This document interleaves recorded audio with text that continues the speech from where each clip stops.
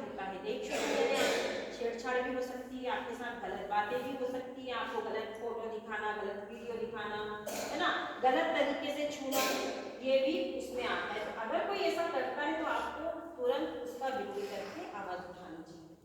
कई बार क्या होता है, परिचित व्यक्ति ही होते हैं, ज्यादातर ऐसा होता है कि परिचित व्यक्ति जिसको कोई अपन सपने में भी शक नहीं जाए, अपरिचित नहीं, जो परिचित है, जिसको आप जानते हैं, और वही कई बार आपको कोई गलत तरीके से छूता है। देखो, मम्मी पापा छूते हैं, टीचर छूते हैं, अपने गुरुजन छूते हैं, अपने को अच्छे प्यार से सिर पे हाथ फेरते हैं ना, लेकिन कोई व्यक्ति गलत तरीके से छूता है आपको, तो आपको उसका विरोध करना है।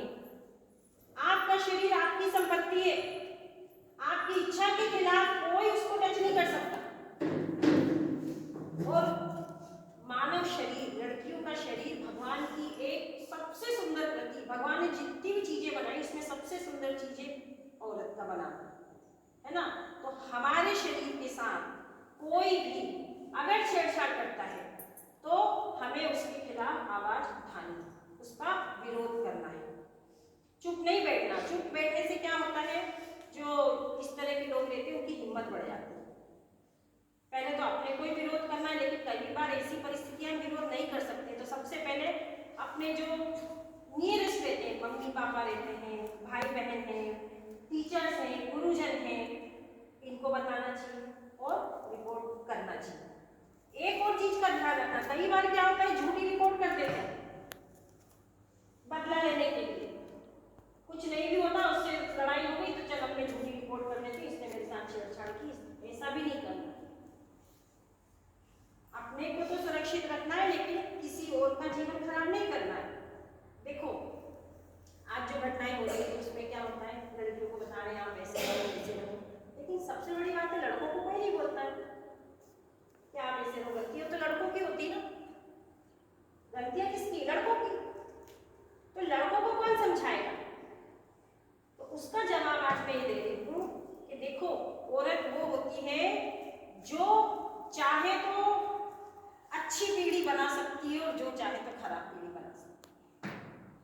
आप लड़कियां हैं, आज आप बड़ी होंगी, अभी तो छोटी हैं, जब बड़ी होंगी, आपकी शादी होगी, जब आप परिवार आपका होगा, अगर आपने अपने बच्चों को अच्छे संस्कार दिए, खास तौर से लड़कों को, लड़कियों को नहीं, संस्कार की जरूरत है लड़कों को। अगर लड़कों को संस्कार दिए तो देखना कहीं कोई अपराधी नहीं। आजकल की माओ को किटी पार्टी से फुर्सत नहीं है, खुद किटी पार्टी में बिजी रहेंगी, बच्चे चाहे कुछ भी कर रहे हैं, कुछ नहीं, इस कोचिंग में भेजा, उस कोचिंग में भेजा, इस क्लास में भेजा, उस क्लास में भेजा, हमारी तो हो गई पूरी ड्यूटी। अरे जब तक घर में माएँ नहीं पढ़ाएंगी तो कौन ध्यान देगा बच्चों पे? बाहर वो क्या सीख रहे हैं, अटैच ही नहीं रहेंगे माँ से तो कैसे? तो आप लोगों से निवेदन है कि अटैच रहिए पेरेंट्स से, बिल्कुल ठीक है। और आप शिक्षित होंगी तो अपने परिवार को शिक्षित कर पाएंगे।